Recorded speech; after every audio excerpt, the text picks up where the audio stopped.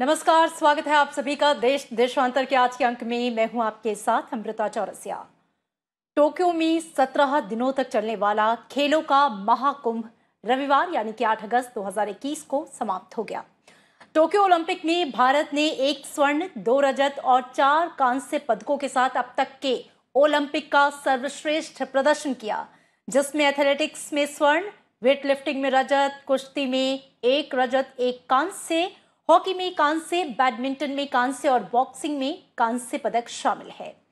पदक तालिका के लिहाज से बात करें तो भारत 48वें स्थान पर रहा। भारत 1900 से ओलंपिक में हिस्सा ले रहा है और तब से अब तक ये पहली बार है जब टीम ने एक ओलंपिक में सबसे ज्यादा पदक जीते हैं, यानी कि अब तक का शानदार प्रदर्शन किया। इससे पहले भारत ने 2012 के लंदन ओलंपिक में 6 पदक अपने खाते में लिए। उपराष्ट्रपति वेंकैया नायडू ने ओलंपिक खेलों में शानदार प्रदर्शन पर कहा कि टोक्यो ओलंपिक में हमने एक नया भारत खोजा है। भविष्य के ओलंपिक खेलों में भारत टॉप 10 में आ सकता है, यानी कि संभावनाएं हैं वो अपार हैं। प्रधानमंत्री नरेंद्र मोदी ने ओलंपिक खेलों में शानदार प्रदर्शन के लिए भारतीय दल को बधाई दी है। प्रधानमंत्री ने कहा कि भारत का प्रतिनिधित्व करने वाला हर एथलीट एक चैंपियन है। भारत ने जो पदक जीते उन्होंने हमारे राष्ट्र को गौरवान्वित और प्रफुल्लित किया। ये खेलों की जमीनी स्तर पर और लोकप्रिय बनाने के लिए काम जारी रखने का समय है, जिससे नई प्रतिभाएं सामने आए और आने वाले समय में उन्हें भारत का प्रतिनिधित्व करने का जो है अवसर मिल सके। तो टोक्यो ओलंपिक में भारत का ओलंपिक के अब तक के इतिहास में जो सर्वश्रेष्ठ प्रदर्शन रहा है, दरअसल इसके पीछे किस तरह की लगन, किस तरह की जिजीविषा और किस तरह सरकार की तमाम वो योजनाएं या खिलाड़ियों को प्रोत्साहन, बहुत सारे फैक्टर्स हैं जो काउंट करते हैं, उन पर हम बातचीत करेंगे। और इसके अलावा ओलंपिक के लिहाज से भी बात करें तो भारत जो है खेलों में भारत का जो प्रदर्शन है वो अब तक कैसा रहा और इसमें किन किन स्तर पर और ज्यादा संभावनाओं की जो है वो गुंजाइश बनती है, इस पर बातचीत करेंगे। हम कहां तक आए हैं और कहां तक हमें जाना है और वो कौन कौन सी चुनौतियां हैं जो अभी भी खास तौर पे अगर हम क्रिकेट को छोड़ दें तो बाकी जो खेल हैं उनके सामने हैं और किस तरीके से उन चुनौतियों से हमें पार पाना है, तमाम विषयों पर बातचीत करेंगे। मेरे साथ 2 बेहद खास मेहमान जुड़े हैं। योगेश्वर दत्त हैं मेरे साथ, आप रेसलर हैं, विनर हैं ब्रॉन्ज मेडल 2012 समर ओलंपिक के, फ्री स्टाइल की कुश्ती करते हैं आप, बेहतरीन प्रदर्शन रहा है आपका। इसके साथ ही शेखर लूथरा हैं, आप स्पोर्ट्स जर्नलिस्ट हैं। चर्चा की शुरुआत सबसे पहले योगेश्वर मैं आपसे करना चाहूंगी। टोक्यो ओलंपिक इस बार जो 7 मेडल भारत के खाते में आए हैं, ओलंपिक के इतिहास में सबसे शानदार सर्वश्रेष्ठ प्रदर्शन, सबसे पहले आपकी प्रतिक्रिया। सभी को नमस्कार। हमारे लिए बड़ी खुशी और गर्व की बात है कि टोक्यो ओलंपिक हमारे लिए शानदार रहा। आज तक का बहुत बेहतर प्रदर्शन हमने टोक्यो में किया है। लंदन ओलंपिक में 6 मेडल हमने जीते थे, उसके बाद रियो में इतनी अच्छी परफॉर्मेंस हमारी नहीं रही, 2 मेडल तक हम सिमटे थे। पर इस बार 6 मेडल और उससे अलग 6 मेडल से अलग भी हमारे खिलाड़ियों ने जो परफॉर्मेंस की है, जो प्रदर्शन किया है, वो काबिल तारीफ है। वो चाहे लड़कियों में हॉकी सेमीफाइनल तक पहुंचना हो ब्रॉन्ज मैच से, वो चाहे लास्ट मतलब बड़े अच्छे प्रदर्शन किया था और बेशक वो पदक नहीं जीत पाई, पर प्रदर्शन बहुत उनका काबिल तारीफ था। गोल्फ में हमने अच्छा किया, एथलेटिक्स में अच्छा किया हमने, गोला फेंक में तकरीबन हर खिलाड़ी का प्रदर्शन बहुत बेहतर रहा है। और ओलंपिक इतना बड़ा इवेंट होता है, इतना बड़ा मेला होता है कि इसमें नहीं पता क्या हो जाता है। खिलाड़ी वो दिन होता है खिलाड़ी का, इसलिए हमें अपने खिलाड़ियों, जो हमारे खिलाड़ी मेडल नहीं जीत पाए, प्रदर्शन उन्हें बेहतर किया, उनका हौसला बढ़ाना है अगले ओलंपिक के लिए। जो जीत गए हैं उनको बस एक ये है कि अगले ओलंपिक के लिए तैयारी करें और देश के लिए फिर मेडल जीतें, फिर गोल्ड जीतें। और नीरज चोपड़ा ने जो प्रदर्शन किया है वो काबिल तारीफ है। एथलेटिक्स में पहला मेडल, वो भी गोल्ड। हिंदुस्तान आज हर हिंदुस्तानी का सर गर्व से ऊंचा है। एथलेटिक्स जैसे खेल में और भाला फेंक में, जेवलिन में गोल्ड जीता है, जो हम कभी सोच भी नहीं सकते थे। असंभव को संभव करके दिखाया है नीरज चोपड़ा ने। ये और ये मेरा मानना है कि खेलों में एक ये नई दिशा मिल रही है भारतीय खेलों को।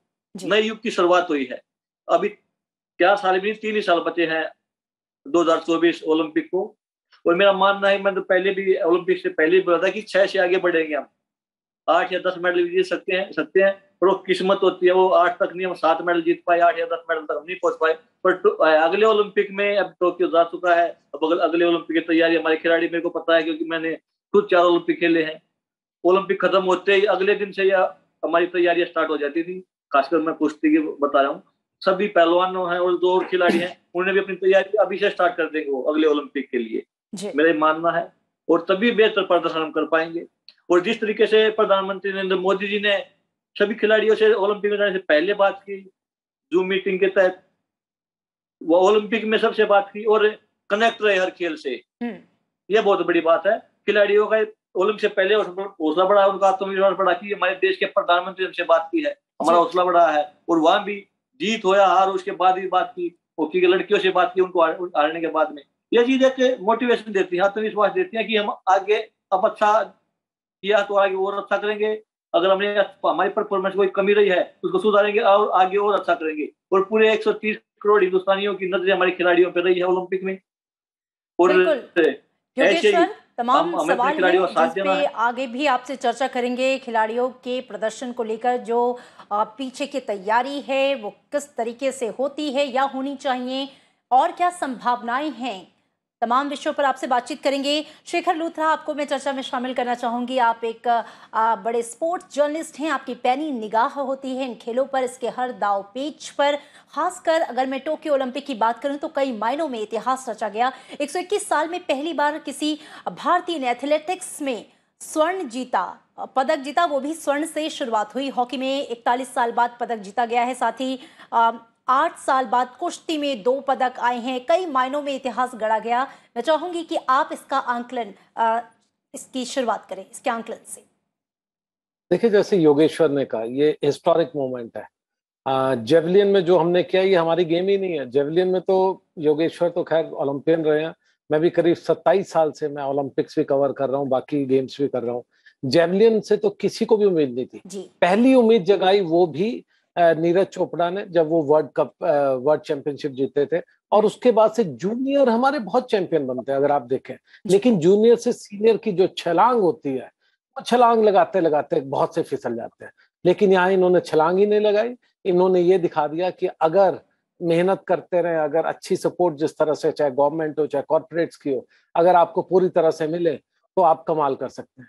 लेकिन एक चीज जो योगेश्वर ने सिर्फ टच की, मैं उसको आगे बढ़ाना चाहूंगा। योगेश्वर ने एक बहुत अच्छी कही, जिन खिलाड़ियों ने अपना जो बेस्ट प्रदर्शन था उससे भी अच्छा वहां पर जाकर किया, उन लोगों को मत भूलिएगा। यहाँ जिन्होंने 7 लोगों ने पदक लिए उसकी तो वाहवाही होगी, उनको करोड़ों रुपया मिलेगा। लेकिन वो लोग, अदिति अशोक 200वीं उनकी रैंकिंग, जाकर चौथे नंबर पे रही, 3 दिन लगातार लीड करती रही, सेकंड नंबर पे रही। उनको कभी मत भूलिएगा, उनको उतना ही प्रोत्साहन चाहिए जितना कि हमारे जो दूसरे मेडलिस्ट है उनको चाहिए। हॉकी की इंडियन टीम जो विमेन्स टीम है वो रैंकिंग में कहीं नहीं, 8-9वें नंबर पर जाकर के उन्होंने कमाल कर दिया। वो फिल्मों में दिखता था आज से पहले हमें, चक दे इंडिया, लेकिन ये चक दे वाला जो सिस्टम उन्होंने करके दिखाया, जो ऑस्ट्रेलिया को मारा, मैं कहता हूं अगले फिर से 2 साल में ऑस्ट्रेलिया को हराना आसान नहीं होगा। ये वन ऑफ डे था, लेकिन उस दिन की कदर कीजिए। इस नंबर 4 पे जो आई हैं, जो लास्ट में बिल्कुल एक कहते हैं ना जस्ट मिस बाय विस्कर, उनको कभी मत भूलिएगा, उनको और प्रोत्साहन चाहिए। और तीसरा, एक और गेम जो हम रामायणा और कहते हैं ना कि महाभारत में तो देखते थे तलवारबाजी, लेकिन ये हमारी गेम नहीं है। फेंसिंग में योगेश्वर भी जानते हैं, हमारे कोई प्लेयर ही नहीं जाता था, कोई कुछ नहीं कर पाता था। भवानी देवी को कभी मत भूलिएगा, उन्होंने जो जाकर एक राउंड जीता, दूसरे में बहुत अच्छा फ्रेंच प्लेयर के अगेंस्ट के लिए।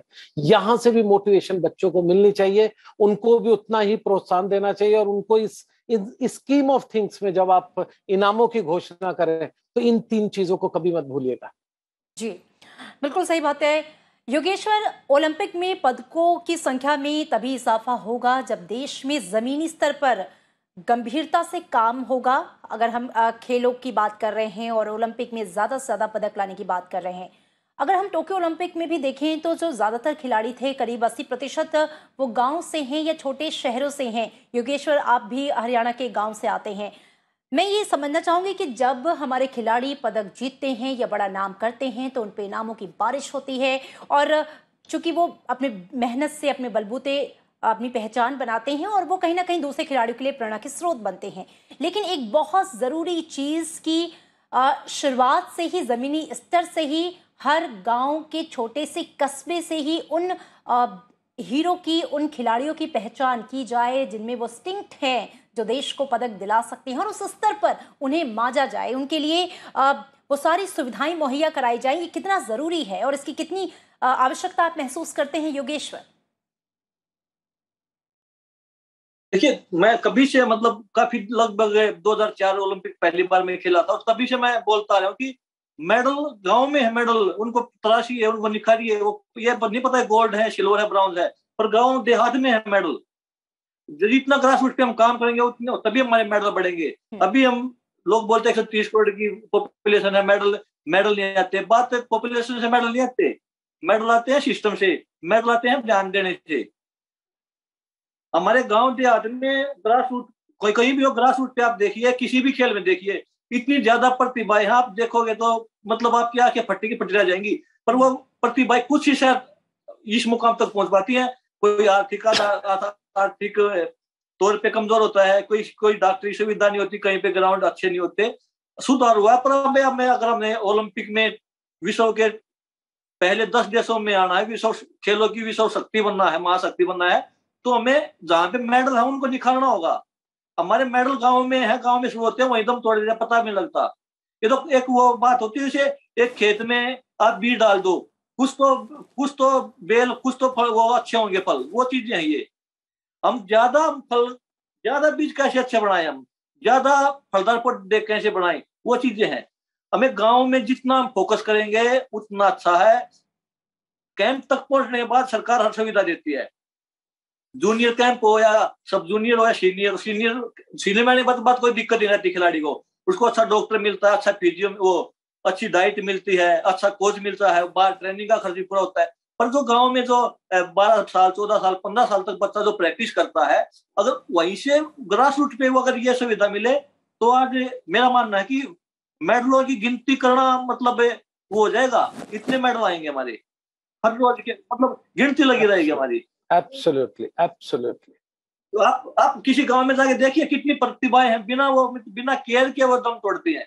इसलिए हमें गांव की तरफ रुख करना होगा, ग्रास या शहर भी हो, हमें ग्रास रूट पे जाना होगा। तो छोटे बच्चे हैं जो 8-8 10-10 साल के, अब मैं अकेडमी चलाता हूँ, मैं 7-7 8 साल के बच्चे अकेडमी में प्रैक्टिस करते हैं। आप देखोगे तो आपको उनसे इतना प्यार आएगा कि इतने छोटे छोटे बच्चे कैसे इतनी अच्छी प्रैक्टिस कर रहे हैं। और वो तो हर गाँव में, हर शहर में, हर ग्राउंड में ऐसे बच्चे मिलेंगे आपको। बिल्कुल योगेश्वर।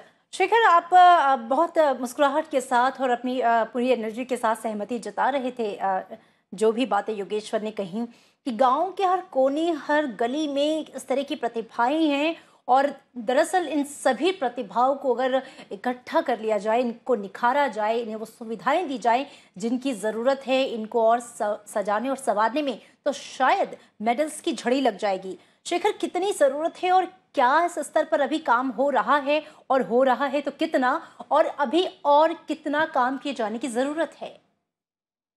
देखिए, काम हो रहा है, ये तो एक कॉन्टिन्यूस प्रोसेस है। योगेश्वर वहीं से निकले, सुशील वहीं से निकले, सभी लोग वहीं से निकल रहे हैं, नीरज भी। लेकिन काम कितना करना है, इस बारे में तो मैं कहूंगा अभी तो इतना काम करना है कि आप सोच भी नहीं सकते। ये काम कैसे होगा, इसके बारे में सोचना इंपॉर्टेंट है। देखिए, एक वक्त है, हर एक ओलंपिक्स, एशियन गेम्स के बाद जब ये लोग मेडल जीत करके आते हैं, मुझे याद है जब योगेश्वर जीत कर आ रहे थे, हम सब लोग लंदन से आए, ऐसा माहौल था कि लग रहा था कि पूरा देश चेंज हो जाएगा। सब लोग झड़ी लगा रहे थे हर एक चीज की, ये गाड़ी दे दीजिए, फ्लैट दे दीजिए, सब कुछ। लेकिन उसके बाद क्या हुआ, आज हम 9 साल के बाद कह रहे हैं हम फिर वहीं पर हैं। हम फिर वही होता है, ओलंपिक्स में थोड़ा पहले कुछ अच्छा होता है, फिर अभी ढोल नगाड़े लगेंगे, नीरज आएगा, उसको कंधों पे उठा लेंगे। लेकिन क्या हम सिस्टम इंप्रूव कर रहे हैं?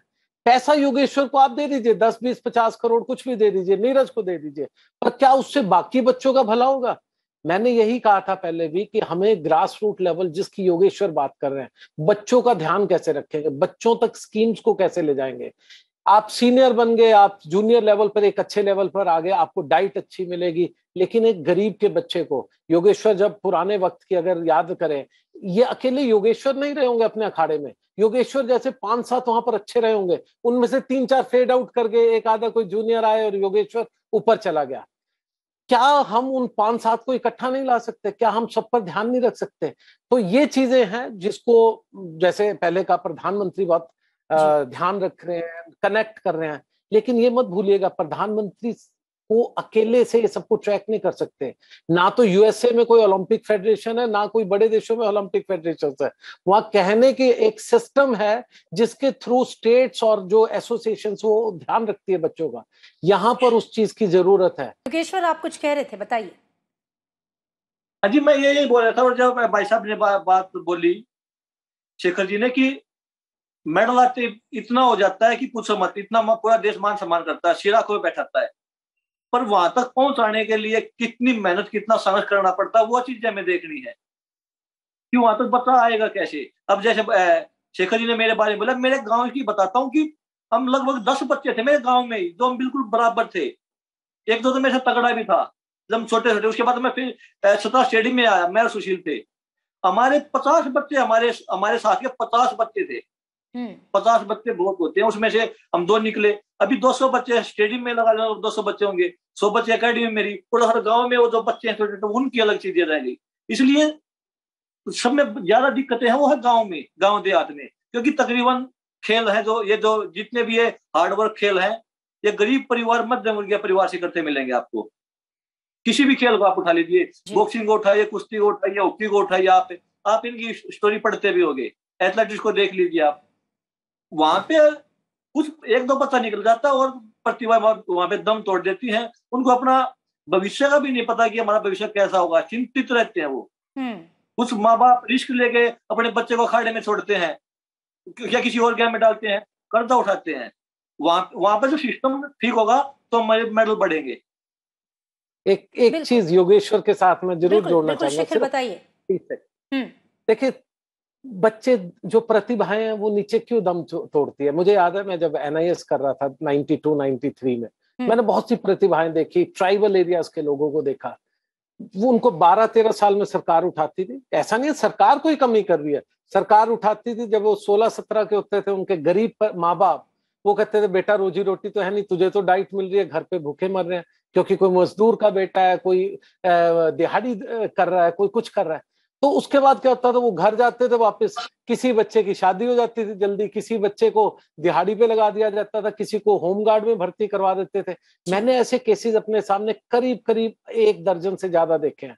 इंपॉर्टेंट चीज क्या है, जो मैं पहले कह रहा था, प्रधानमंत्री जी के बिन हम तो गुजारिश कर सकते हैं, और ये वक्त ऐसा है जब प्रधानमंत्री की सभी तारीफ कर रहे हैं कि वो कनेक्ट कर रहे हैं सबके साथ। देखिए, बहुत इंपॉर्टेंट है, सरकारी फाइलों में सब कुछ मौजूद है। आपका कोटा है, एससी कोटा है, एसटी कोटा है, आपका ओबीसी कोटा है। एक और कोटे को मत भूलिएगा, सरकारी फाइलों में 2% स्पोर्ट्स कोटा है। अगर आप नौकरियों की बात कर रहे हैं तो सरकारी कॉर्पोरेट सेक्टर्स में हर जगह ये बोला जाता है कि 2% कम से कम स्पोर्ट्स कोटा को लिया जाए। क्या हम ईमानदारी से पूछे, योगेश्वर जब जीत कर आए तब तो बहुत अच्छी पोस्टें मिल गई, उससे पहले क्या कर रहे थे? बच्चों को अगर आप 12th क्लास पास बच्चे को अगर आप एक रोजी रोटी का साधन नहीं देंगे तो उनके माँ बाप उनको पीछे खींच लेंगे। ये जरूरी है कि जैसे जैसे जैसे सरकारी ऑर्डर से कि आप 2% को इंप्लीमेंट कीजिए, और बिल्कुल जो पहले बैंक्स की टीमें थी, जो पहले कॉर्पोरेट सेक्टर्स की, एयर इंडिया की टीम्स थी, उन टीमों को बहाल कीजिए। अगर उनको बहाल करेंगे, रोजी रोटी मिलेगी और पीछे की प्रॉब्लम नहीं होगी कि मेरे माँ बाप क्या खाएंगे, मेरे भाई बहन कैसे पढ़ेंगे। तो योगेश्वर तो 10 हैं आपके देश में, आपको उनको तराशना है और उनको सपोर्ट करना है। जी बिल्कुल शेखर, बहुत ही महत्वपूर्ण बात आपने की। और शेखर, इससे पहले जो आप एक सिस्टम को डेवलप करने की बात कर रहे थे पॉलिसीज के साथ, मैं उन कुछ इनिशिएटिव्स का जिक्र करना चाहूंगी जो सरकार की ओर से हैं, जिसमें खेलो इंडिया योजना का नाम सबसे ऊपर है और बहुत अच्छा इस समय खेलो इंडिया कर भी रहा है। साथ ही राष्ट्रीय खेल संघों को सहायता, अंतर्राष्ट्रीय खेल आयोजनों के विजेताओं, उनके प्रशिक्षकों को विशेष पुरस्कार, राष्ट्रीय खेल विकास कोष, भारतीय खेल प्राधिकरण के माध्यम से खेल प्रशिक्षण केंद्रों का संचालन, तमाम योजनाएं जो हैं वो सरकारी स्तर पर बनाई गई हैं और उनको एग्जीक्यूट किया जा रहा है। लेकिन शेखर, जो आपने बहुत ही महत्वपूर्ण बात की कि एक खिलाड़ी खेलने जाता है या उस परिवार का कोई बच्चा खेलने जाता है, लेकिन रोजी रोटी का जो संकट है वो बहुत ही महत्वपूर्ण हो जाता है। ऐसे में पॉलिसी मेकिंग में ये आना बहुत ज़रूरी है कि खिलाड़ियों के परिवारों की आर्थिक स्थिति को सुधारने के लिए ये एक मैकेनिज्म डेवलप किया जाए कि खिलाड़ियों को जो 2% कोटे की भी आपने बात की सरकारी नौकरियों में, इसको सुनिश्चित किया जाए। कहाँ पे लूप होल्स दिखाई देते हैं शेखर आपको, जहां पर काम किए जाने की जरूरत है? लूप होल्स कुछ नहीं है, आपकी इंटेंशन क्या है। अगर सरकार की ईमानदार है, सरकार की इंटेंशन ठीक है, तो कुछ भी नहीं है, कोई बड़ी चीज नहीं करनी। पीएमओ कार्यालय है, सब इम्प्लीमेंट, कहां पर पुल बन रहा है उसका भी ध्यान रखते हैं, किसको कोटा नहीं मिल रहा वो भी ध्यान रखते हैं, कहां पर गड़बड़ियां हो रही है, कोई स्कीम लगातार, जो कहते हैं ना 1 रुपया चलता था तो पहले 85 पैसे बीच में गायब हो जाते थे, आज सरकार कहती है हम पूरा 1 रुपया आपको देते हैं, तो स्कीमें तो सब ठीक है, कुछ नहीं कीजिए। एक पीएमओ में एक टास्क फोर्स बना दीजिए जो प्योरली स्पोर्ट्समैन की हो, जो प्योरली, ये बाबू लोग नहीं स्पोर्ट्स बना सकते। मैंने बहुत से बाबू देखे हैं, ये बाबू लोग पैसा ला सकते हैं, स्कीम्स क्रिएट कर सकते हैं। टास्क फोर्स में रख लीजिए ना, मैं तो वैसे ही बात कर रहा हूँ, एक योगेश्वर, एक और कोई अंजू बॉबी जॉर्ज, एक कोई ऐसे 4-5 लोगों की टास्क फोर्स बना दीजिए।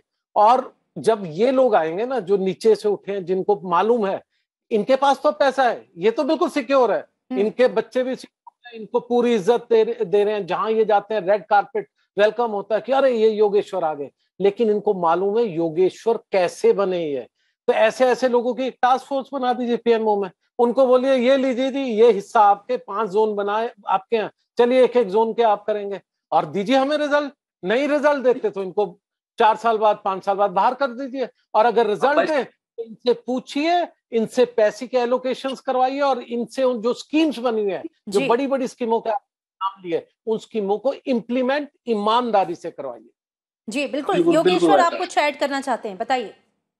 नहीं, बिल्कुल, मैं भाई साहब की बात से सहमत था कि वो होनी चाहिए, और साथ में जिसको भी इसमें टास्क फोर्स में जोड़े उसकी जवाबदेही होनी चाहिए, आपने क्या किया 4 साल तक, क्योंकि पीछे टास्क फोर्स बनी थी उसकी, मेरे को नहीं लगता हो जितने भी उसमें थे उनसे जवाबदेही मांगी गई या नहीं मांगी गई। और मैं तो एक बात और आगे बोलता हूँ कि हमारे पूरे हिंदुस्तान में इतने कोचेज हैं, हम एक कोचेज को बोले कि अपने लाइफ में एक ओलंपिक मेडलिस्ट बनाइए आप, अब ये देखिए कि अगर आप गिनती, अगर इनके आधे भी बना पाएंगे तो कितने ओलंपिक मेडलिस्ट, ओलंपियन होंगे हमारे पास।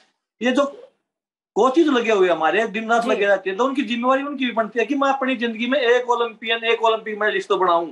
अब आप कुश्ती में देखिए, कुश्ती में ओलंपिक में लड़कों में जितने मेडल आए हैं सभी ने सदर स्टेडियम में ट्रेनिंग की हुई है, उससे बाहर कोई नहीं है।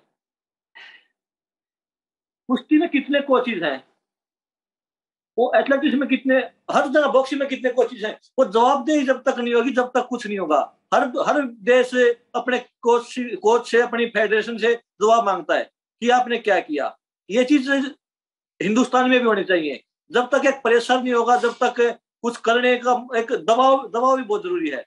दबाव में, खासकर हिंदुस्तान में तो दबाव में काम ज्यादा होता है। ये चीजें मैंने खुद नोट की है।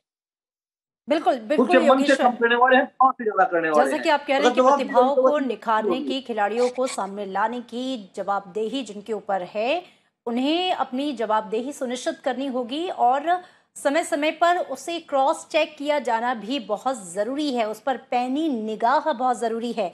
चूंकि वक्त की कमी है शेखर, ये टॉपिक इतना इंटरेस्टिंग है चूंकि अभी टोक्यो ओलंपिक बीता है और उसके बाद हर भारतीय इस समय और कहीं ना कहीं हर घर में एक खिलाड़ी जो है वो बनने का सपना देख रहा है। अब मैं चाहूंगी क्लोजिंग कमेंट आपका रहे, लेकिन उसमें आप ये भी ऐड करें कि आज भी क्या आप ये मानते हैं कि स्कूलों में, हालांकि बहुत सारे स्कूलों में जो खेल है उसे अनिवार्य विषय के रूप में रख दिया गया है, खेलों को लेकर जो नजरिया है इंडियन कम्युनिटी का वो कितना बदला है पिछले कुछ दशकों में या सालों में, और उसमें और कितनी तब्दीली लाने की जरूरत है, कितनी इंपॉर्टेंस दिए जाने की और जरूरत है ताकि जो तालिका है उसमें हम ऊपर पहुंचे? देखिए, ये बहुत इंपॉर्टेंट सवाल जो मेरे दिमाग से भी निकल गया था। स्कूलों में बहुत इंपॉर्टेंट है, आप अपने जो पीटी पीरियड, जो पहले फिजिकल एजुकेशन खेलों का पीरियड था, जब हम बड़े हो रहे थे हर रोज एक पीरियड जरूर होता था, कई कई दिन पे, जैसे सैटरडे होता था उस दिन 2 पीरियड भी होते थे, तो हम तो बड़े खुश होकर जाते थे, हम अपना कुछ एक खेलने के लिए भी ले जाते थे। लेकिन आज मैंने अपनी बेटी को बड़े होते हुए देखा है। एक जो प्राइवेट स्कूलों में लाखों रुपए की फीस दी जाती है, लेकिन वहां पर पता चलता है वीक में 2 पीरियड है स्पोर्ट्स के, 1 पीरियड है। अरे ऐसी कैसी पढ़ाई आप करवा रहे हो? आप ऐसा कैसे बच्चे को फिजिकल ट्रेनिंग पे आप बिल्कुल ध्यान नहीं दे रहे हो? इस तरह से तो स्पोर्ट्स नहीं होगा। और दूसरा, पहले सरकारी स्कूल होते थे, कम फीस थी, हमारे टाइम में तो बिल्कुल ना के बराबर फीस थी, बल्कि पैसे भी मिल जाते थे। उन उन उन उन स्कूलों को में तो अच्छे अच्छे ग्राउंड्स थे, उनमें थोड़ा सा इस पे ध्यान भी देते थे। आज बड़े बड़े स्कूल हैं, करोड़ों रुपया कमाते हैं, लेकिन स्कूल के नाम पर एक छोटा सा या बास्केटबॉल कोर्ट होगा, या जी। पता चला कहीं एक हल्का सा वो क्या कहते हैं आरटीएम सा बना दिया जाता है। आपके पास ग्राउंड ही नहीं है, आप कैसे स्कूल्स को सैंक्शन कर रहे हैं? देखिए, ये कॉन्फ्लिक्टिंग आइडियाज जो हैं समझ नहीं आते। कौन इनको लाइसेंस देता है, कौन इनको स्कूल बनने देता है, कौन लाखों की फीस इकट्ठा करवाता है, कौन करोड़ों की, ये तो फैक्ट्रियां बन गई है। तो ये स्पोर्टिंग उससे नहीं आ रहा। अगर इस पे पॉलिसी होगी तो ये तो बहुत से इसके दूरगामी परिणाम होंगे। इन लोगों की जवाबदेही होगी, किसने इनको जमीन दी, कितने कम पे कैसे दी। तो ये एक बहुत बड़ी चर्चा है जो शायद आज पूरी नहीं हो पाएगी। जी बिल्कुल। चर्चा आगे भी जारी रहेगी और ये चर्चा तो होनी चाहिए कि देश के हर कोने से, हर गली से जो निखरती हुई प्रतिभाएं हैं वो और कैसे आगे बढ़ें और किस तरीके से उन्हें और सुविधाएं मिलने की ज़रूरत है, ताकि ये जो टोक्यो ओलंपिक में 7 पदक आए हैं ये बैक ना होकर और इसमें इजाफा होता जाए। क्योंकि जैसा योगेश्वर ने खुद कहा कि बहुत ज़्यादा प्रतिभाएं हैं हमारे हर एक छोटे से छोटे कस्बे में, ज़रूरत है सिर्फ उन्हें देखने की, पहचानने की और उनको निखारने की। बहुत शुक्रिया योगेश्वर चर्चा में आपका शामिल होने के लिए। और शेखर लूथरा, आपका भी बहुत ही सार्थक चर्चा रही। आप दोनों का बहुत शुक्रिया। देश देशांतर के आज के अंक में फिलहाल इतना ही। दीजिए इजाजत, नमस्कार।